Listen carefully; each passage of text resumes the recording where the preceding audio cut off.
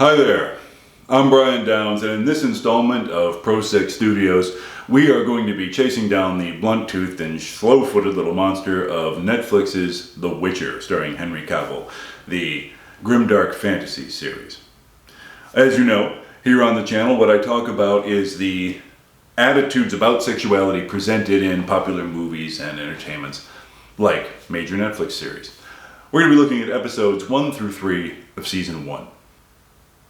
And The Witcher makes my job very easy. Okay, it's dark fantasy. And how do you know it's dark? When movies present dark settings, grimdark fantasy, film noir, anything that has these themes, the heavy hand of an uncaring fate, futility, short lives, isolation. You're going to get a big dose of sex negativity. So here it comes. Episode 1, The End's Beginning. The wizard arrives in this little town and he goes to the tower of the wizard Stregobor. The inside of the tower is enchanted to look like a beautiful garden which is being maintained by beautiful naked women. They're all nude, 3 or 4 of them on the screen at one time. The Witcher reacts to this with contempt. Clearly the Witcher thinks little of this. Stregobor's attitude is, hey, why not? I'll decorate the way I like with my phantasms. So this is either negative meme number 3 or negative meme number 5, depending on how you view Stregobor. I have 12 negative memes I've detected and identified that return again and again and again to condition you and everyone else in our culture with the idea that sex is bad and you should feel ashamed of yourself. Negative meme number 3 is your problem is sex. Whenever a protagonist shows an interest in sex, desires sex, pursues sex, even wants to look at naked illusions, that's presented as the character flaw. We're not sure though if Stregobor is a protagonist. He's a gray area character. It might be negative meme number 5. It's villains who sex. Very often you can figure out who's the bad person by their attitude toward sexuality. If they like sex and enjoy sex and talk about sex and decorate the inside of their house with illusions of naked gardeners, then they're a villain. We're going to find out which one Stregobor is later. Notice, by the way, that his illusions are nude, and that's sexy, but they're not doing anything sexy. They're just picking the fruit, right? He's not in there in a pile of well-oiled illusions. He's just watching them pick fruit. So it's kind of, in spite of all the skin, which, by the way, we see in medium long shot,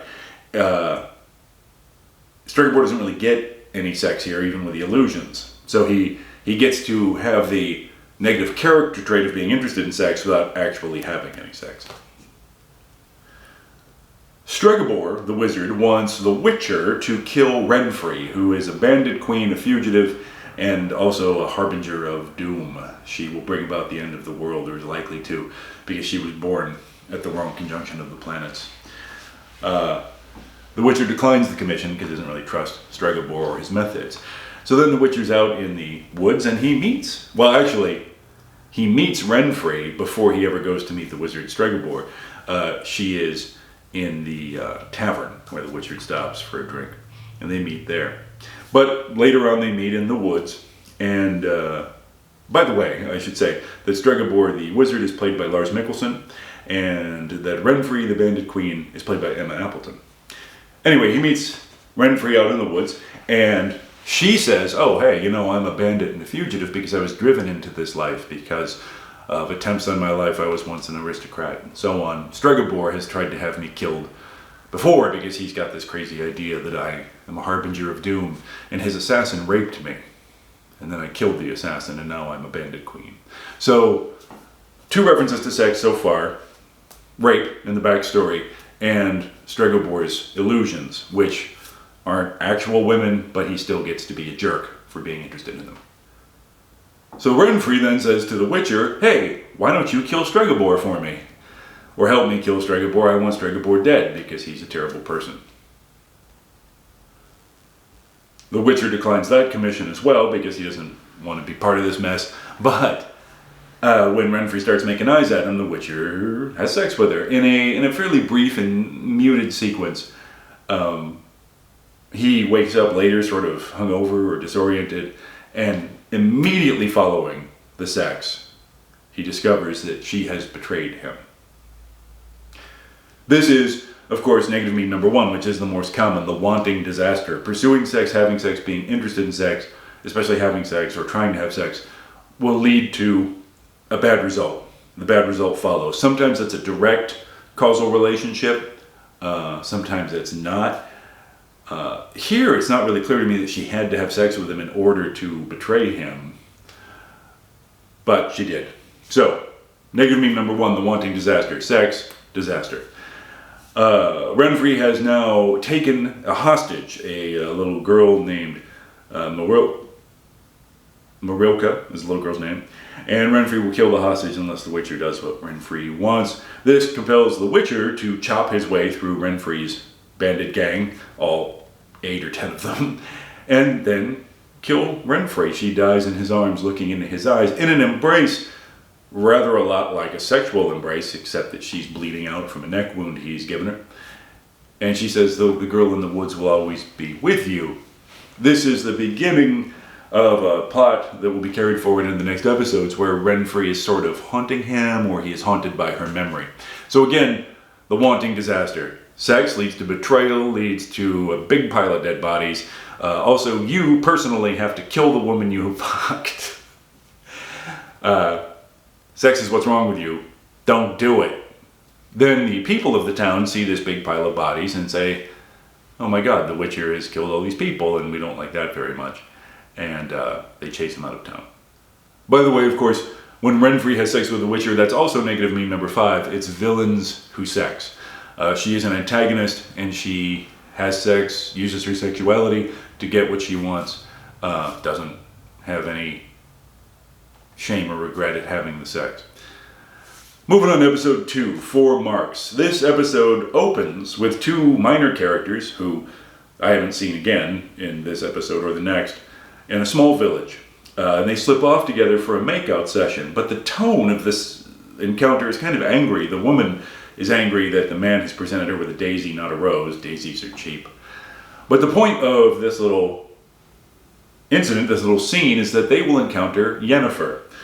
These 2 villagers have slipped off to make out to, behind the barn or something, and back behind the barn they encounter Yennefer, who will be a major character played by Anya Chalotra. Yennefer is misshapen. She has got birth defects, her face is misshapen, her spine is twisted.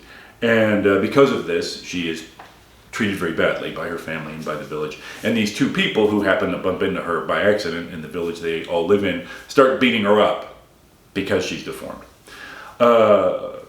So notice, we start with a makeout session that leads to them beating up Yennefer for no good reason at all. This behavior is terrible. Sex is a bad thing. The wanting disaster. Trying to engage in sex leads to terrible scenes. In this case, a terrible scene perpetrated by the very people who are having sex, or at least a makeout. Under the stress of this beating, Yennefer instinctively portals away to the Tower of the Gull. This is the first time that Yennefer discovers, Yennefer is a young woman and probably just coming into her magic power, that she has magic power, and at the Tower of the Gull she meets Istrid, a young magician, a boy, who she befriends. So this makeout session leads to the beating, which leads to her using her magic power, which she didn't even know she has, to meet Istrid. More about Istrid in a minute. And her use of this magic is going to be known or detectable by the powerful headmistress of the girls' school for magic. Her name is Tessia. Side note, when Yennefer meets Istrid and Yennefer says, "How did I get here?" She doesn't know what she's just done. And Istrid says, "Well, you portaled here." She doesn't know what that is. And Istrid says, "Oh, you're a virgin," meaning this is the first time you've ever used magic. And bam, Yennefer slaps him. Any reference to sexuality, greeted with violence. Sex is your problem. That's that negative meme. You brought up even an oblique and metaphorical reference to sexuality, you deserve a hit. And I promised you more about Istrid a moment ago, and here it is. Surprise! Yennefer and Istrid will start a romance. Yennefer is going to start studying magic under the headmistress, and Ystrad is studying magic in the boys' school, and they become lovers. By the end of this episode, they'll share a short kiss, and they will soon discover that they each have ulterior motives in this relationship. So that's the Wanting Disaster and its villains who sex, and sex is what's wrong with you. This brings us to episode 3, called Betrayer Moon. Less than 4 minutes into this episode, we see the Witcher in bed with a mostly undressed prostitute. We see her naked breasts as she catalogs his scars. She's a very attractive woman for a prostitute in a pseudo-medieval setting, has all her teeth, and they're very nice. This is the first time we see bare breasts in the show. He is trying to avoid this conversation about his exploits with her. He doesn't like to talk about his work. And by the way, he's promptly thrown out of this inn for non-payment. He hasn't paid the bill for his lodging. He does, though, pay the prostitute. So that's evidently his priority. I will pay for sex, but I won't pay for the room I'm in, for the roof over my head. Not a great priority. Not that I'm against paying for sex. I'm just saying, if the choice is keeping a roof over your head or prostitutes, go for the roof. So he can't pay his bill at the inn, and he's promptly thrown out, and he has to leave his horse as collateral as he goes to seek the coin to make good on his debt. That's the Wanting Disaster. Having sex, pursuing sex, especially with someone as beautiful as that prostitute, is dumb. Don't do it. Sex leads to disasters. It's also your problem is sex. The Witcher, is the protagonist, has a sex life, and it causes him trouble. This is the second time in as many episodes as we've seen that. I'm sorry, second time in 3 episodes. 14 minutes into this episode, we see Ystrad and Yennefer. They are still having their little romance, their little rendezvous via portal, and now they've upgraded from one little kiss to banging. Thrusting bodies, panting, and they're doing it in front of an audience. Yennefer has conjured a phantasmal audience to watch them and applaud when they orgasm, which is fun. We will never see them, well, I can't say that. By the end of this episode, their relationship is over. They have discovered that they were spying on one another. Both have duped the other, but it also appears that they're in love or have real feelings for each other, which makes this the worst possible set of circumstances, the most painful possible set of circumstances. That's negative meme number 1, the Wanting Disaster. Probably also its villains who sex, because they're both third of the villain here, and we're using sex for false ends. Notice that we do not see Yennefer's tits. We see her from behind, we see her ass, we don't see her breasts during her moments of sexual ecstasy when she's enjoying this encounter with her lover. Don't see her breasts. And at first I thought, well, that's because the actress playing Yennefer is too big of an actress and contracts and stuff, but no, I was wrong, and we're going to learn about that in a minute. So, now that Yennefer and Ystrad understand that they were spying on one another and they break up and there's recrimination and heartache, Yennefer has also missed her chance to be transformed through sorcery in order to go and essentially get her position as an advisor to a king. This girls' school for magic is basically raising court sorceresses, sort of like the Bene Gesserit. But she missed her chance to do that because she was upset about Ystrad and so on. So she has to rush to the surgeon, sorcerer, makeover artist and rush through the procedure without anesthetic. And it's just before that starts that we see her strapped down to what looks quite a bit like a gynecological chair in the nude. We see her breasts. And for someone who is deformed, she looks really good. Of course, the actress is gorgeous, and deformed Yennefer is just the actress walking like this, mostly. She looks really good. We see her breasts, long, lingering shots of her breasts, erect nipples. She looks great tied to that chair. But we cannot prepare the herbs that would deaden her senses and put her to sleep. We don't have the time. The procedure begins with the makeover artist applying a scalpel to her sex organs. He explains to her that in order to be reborn, you will bear no more. That is the price.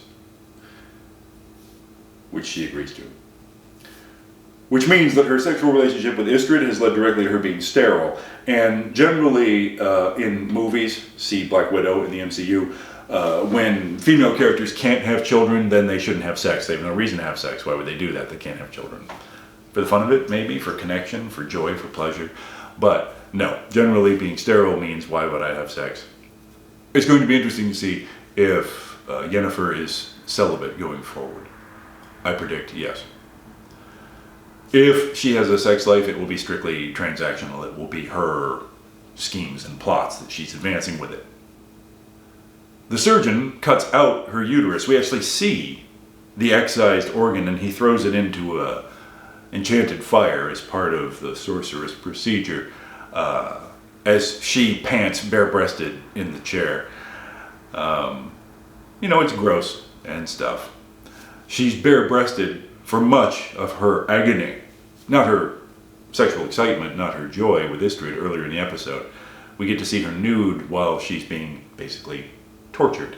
Sex is terrible. Sex is bad. You should feel bad about your erection. And at the end of that procedure, Yennefer is gorgeous. And she gets to go and get the position she wanted in the court she wanted because she is now beautiful, having had her sex organs cut out and been hideously traumatized in this way. Sex is bad. Moving on to the Witcher's plotline in the episode, he is on the hunt for a Striga. A Striga is a monster created out of a curse laid on a murdered pregnant woman. In this case, a woman named Ada, who was the sister to the king of Temeria. The king's name is Foltest. This Striga has been killing people in the kingdom, causing terror and horror and loss. But the king doesn't seem to want to kill it because the king knows that the Striga is in fact the fetus that was buried with the murdered woman, inside the murdered pregnant woman. And it has come out as this horrible monster. It has crawled out of the crypt. And the king knows it's his daughter, because the king knocked up his own sister. We learned that the king and his sister were in a consensual and apparently loving and passionate incestuous relationship. Because, incest is the best. Get off your sister, put your mother to the test. It's all in the family, relatively speaking. Ask any motherfucker who wrote for Game of Thrones. So, we have that. This whole plot line is about bizarre and hideous sexuality. Sex is ugly, sex is bad, sex leads to inhuman creatures crawling out of crypts. It is horror compounded by horror. Fun plot twist, the king never married because he was obsessed with his sister, never had any other children, so the Striga, this shrieking animal creature, is heir to the throne. Extra detail, supporting character Lord Ostrit was also in love with Ada, the king's sister, and used to whack off on her sheets, and it's Ostrit who laid the curse that produced the Striga in order to get back at the king for his unnatural relationship with Ada, which also kept Ada out of Ostrit's arms, in Ostrit's view. Ostrit gets his guts ripped out by the monster. I mean, ripped out. I mean, hard R horror movie, intestines on the floor, ripped out. That's what you get for jerking off. The wanting disaster, sex is your problem. It's villains who sex. The good news is that the Striga can be transformed into the human that fetus would have been if it can just be kept out of its crypt until the cock crows 3 times in the morning. The Witcher fights a mighty battle to keep that monster out of its crypt, suffers terrible wounds, and at the end of this mighty battle, what we wind up with is a very attractive young woman covered in gore and dirt and blood and shivering nude on a stone floor, but with a terrific ass. So again, hey, look how beautiful she is, but gross! Feel bad about sex. And those scenes are intercut with the other plot line of Yennefer being operated on and having her sex organs cut out without anesthetic. Yennefer covered in blood, screaming, but bare-breasted and gorgeous. Sex and violence, sex and gore, sex and filth. The Witcher is nearly killed. After the Striga is transformed into this young woman, the young woman has spent her entire existence as a Striga and has no civilization. And she takes the Witcher by surprise and stabs him in the neck, and it's only the attentions of Triss, played by Anna Schaefer, the court magician and counselor, that saves the Witcher. And while the Witcher is lying unconscious, he mutters about Renfrey, the bandit queen / harbinger of doom / one-night stand, whose throat he cut after he killed a bunch of her subordinates, because she is haunting him. No one in this show enjoys their sex life. Sex is often presented as the incident that creates horror, stacked on horror, stacked on failure, stacked on mistake, right? Sex leads to piles of corpses. There isn't one single sexual relationship going on here that you can give the thumbs up to. No one's even trying to have a relationship like that. Because modern media bombards you with this message at every turn. As a rule, if you see R-rated violence, sex negativity is going to be especially strong. If you're interested in this subject, I've done a number of other videos. I did a whole playlist on the MCU. You can find that here on the channel.